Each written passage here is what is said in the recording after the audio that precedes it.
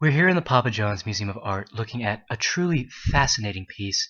It is a rotten, moldy, disgusting pizza that was actually dug up at an archaeological site in Peru thanks to the expeditions of Sir Walter Raleigh in accordance with Sir Francis Drake. When we look at Sir Walter Raleigh here, we don't really take him for a pizza guy.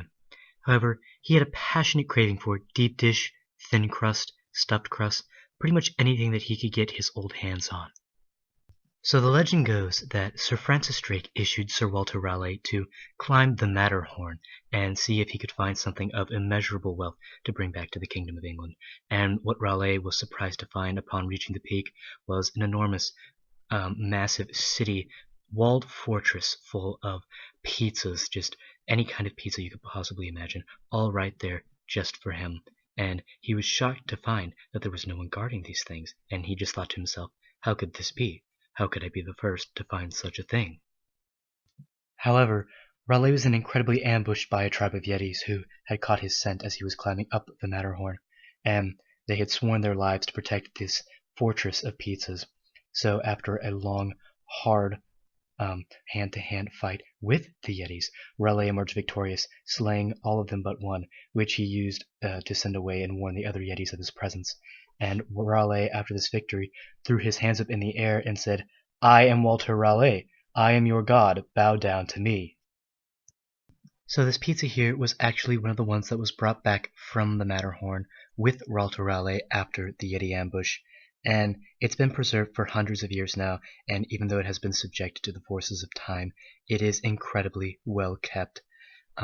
If we look at it, the circumference, the peripheral anastasis on the outside of the pizza, look how symmetrical it is, and look at the orange, amber, kind of glowy, tintish vibe that it gives off. This is a truly one-of-a-kind piece, something that you'd never see anywhere else.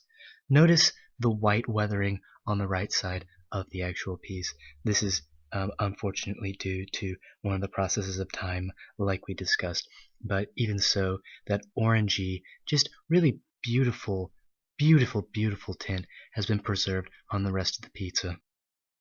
So if we compared this piece to something such as the Ahu'ula of Hawaii, we would notice many similarities, such as the peripheral anastasis on the outsides of both of the pieces, or the absolutely brilliant colors and patterns associated with each. They really bring a real wow factor to these pieces and really elevate them to something above the typical artwork that we see in the modern age, which, in contrast to these, is very dull and modern and basic.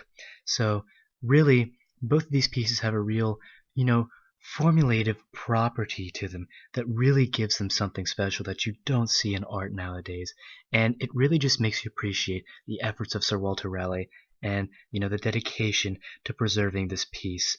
That he would fight off a horde of Yetis coming after him, but he did it for the name of England and he did it for God, so that we could have these pieces today to study them.